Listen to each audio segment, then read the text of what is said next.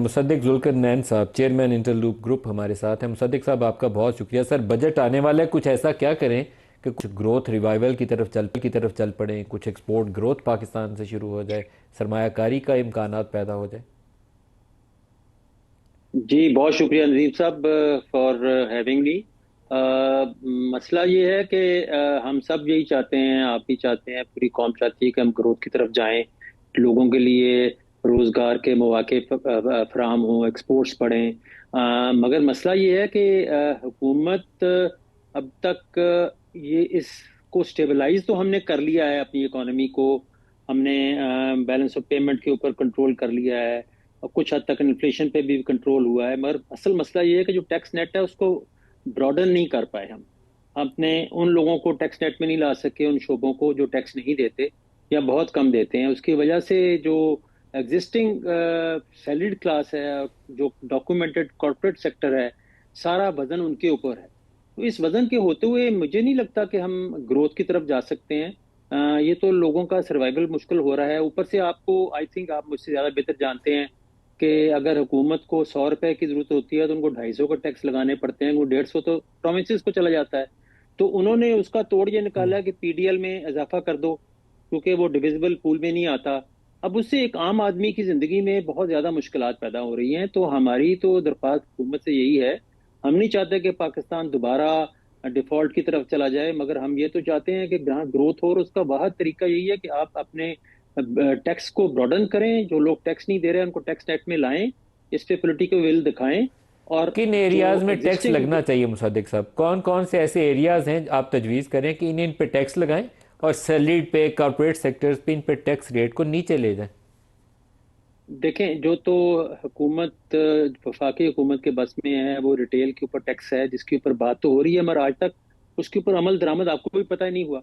इस वक्त अगर आप वो दादोशुमार ट्रक की देखें बत्ती है नदीम सर। साहब, तो 11 की बत्ती है, बिल्कुल 11 ट्रिलियन रुपीज का हमारा इस कैश इन सर्कुलेशन है। और एक मुहतात अंदाजे के मुताबिक, क्योंकि ये कैश कई दफा सर्कुलेट होता है, तो तकरीबन 4.5 ट्रिलियन का टैक्स इस पे से सेल टैक्स और इनकम टैक्स चोरी हो रहा है।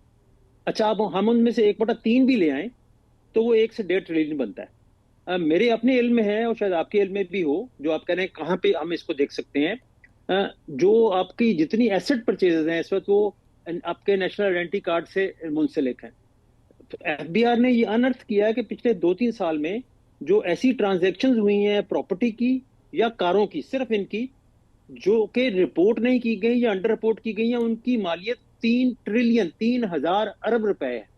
अब 3,000 अरब रुपए की तो आपने अनर्थ कर ली है, इसके ऊपर कम से कम अगर पेनल्टी भी ना लगाए तो 1,000 अरब रुपया टैक्स बनता है 29% के हिसाब से।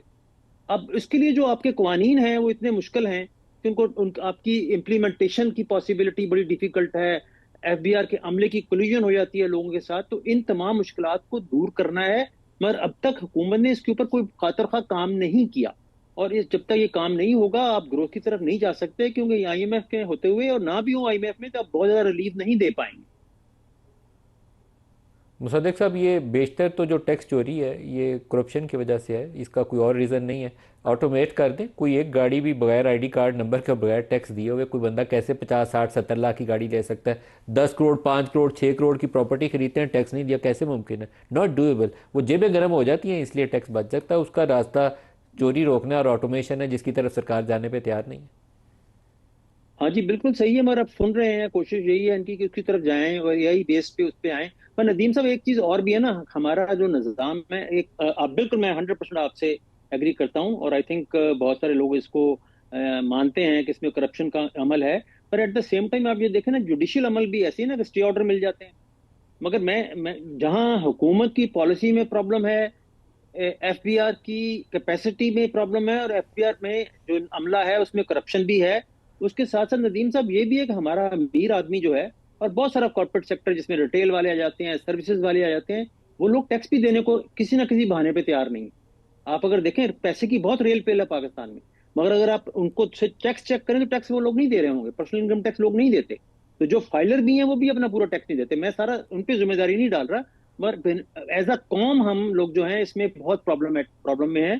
और अगर इस प्रॉब्लम को जल्दी से हुकूमत ने सॉल्व नहीं किया, और इस तो ये मसला बहुत सीरियस हो जाएगा।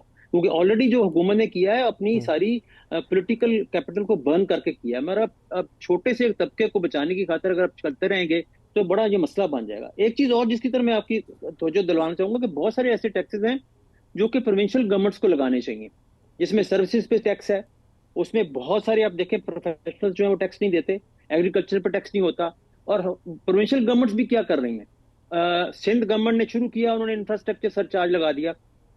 अब पंजाब गवर्नमेंट ने इंफ्रास्ट्रक्चर लगा दिया उसी कॉर्पोरेट सेक्टर पे जो ऑलरेडी मरा हुआ है। अब वो दोनों मिला के देखें 1.75 ऑफ द टर्नओवर बन जाते हैं, विच इज अबाउट 5-6% ऑफ, अगर आपकी प्रॉफिट है तो उसका 33% तो ये प्रोविंशियल गवर्नमेंट ले जाएंगी। आप तो ऑलरेडी सरप्लस हैं, आपको उन लोगों से टैक्स क्यों चाहिए जो कि ऑलरेडी टैक्स के में दबे हुए हैं। तो ये आई थिंक इसमें सोचने की कौम को जरूरत है, कौम के अरबाब इख्तियार को जरूरत है। अगर मुल्क को तरक्की की तरफ लेके जाना है तो ये सब चीजें जो है ना इनको ठीक करना पड़ेगा। सर मैं वैसे इसमें ना हुकूमत को 100% ज़िम्मेदार मानता हूँ। ये 26वीं 27वीं तरमीम जहाँ अपनी ज़रूरत थी, किसी को फिक्स करना था, अदालतों को काबू में लाना था, वहाँ कर लिया। लेकिन वहाँ से एक लाइन नहीं ठीक की जहाँ से एनएफसी फार्मूला की इस्लाह होनी थी, उसको नहीं छेड़ा। सैलरीड क्लास से एट सोर्स ही 40% काट लेते हैं वो, 10% सुपर टैक्स डाल के। हम काबू आए हुए हैं, भाग नहीं सकते, खुशी से तो मैं भी नहीं देता हूँ, मेरी सैलरी से कट जाता है। तो जिसको नहीं लगाना नहीं लगाते। शुगर मिलें चोरी कर रही हैं, टोबैको वाले चोरी कर रहे हैं, करने दे रहे हैं। तो वहाँ पे बिल्कुल विल सही कह रहे लैक हैं, करती है सर, पॉलिटिकल विल नहीं है वहाँ पे दुरुस्त बिल्कुल बिल करने की। लैग करती है, मैं एग्री करता हूँ। उसके साथ नदीम साहब एक और चीज भी है, ये इस कुछ को बहुत सारी चीजें जो अमेंडमेंट के बगैर हो सकती हैं, जिस पे बात तो हो रही है, हम तो 2-3 साल से शोर मचा रहे हैं। बीआईएसपी अच्छा प्रोग्राम है या बुरा है, इस पे बहस में नहीं हम पड़ते। बीआईएसपी के ऊपर फेडरल में से फाइनेंसेस में से क्यों पैसा जाए? एक सूबे के लोग हैं, उनकी माली इमदाद हो रही है, वो सूबा करे। ये आपका 700-800 बिलियन रुपीज जो है ये सूबों को देना चाहिए।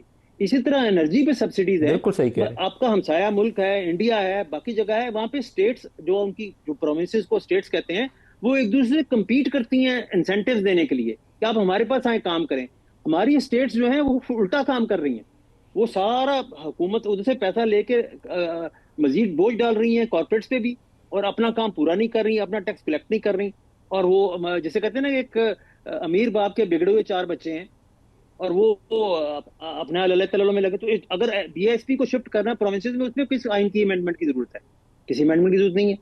आप वहां से 800 बिलियन आप खत्म ना करें, प्रोविंसेस को भी अपने अपने बिल्कुल पंजाब दुरुस्त कह चाहता रहे है हैं। 12,000 रुपए दे, सिंध चाहता है 14,000 दे, आपस में मुकाबला करें गुर्बत को खत्म करने के लिए, बजाय के सारा वजन जो है वो आप वफाक पे डाल दें, और वो फिर पीडीएल पे डाल दें, और फिर आम सौ आदमी फीसदी ये उनको बात मुश्किल हो सही जाए। कह रहे हैं आप मुसद्दिक साहब।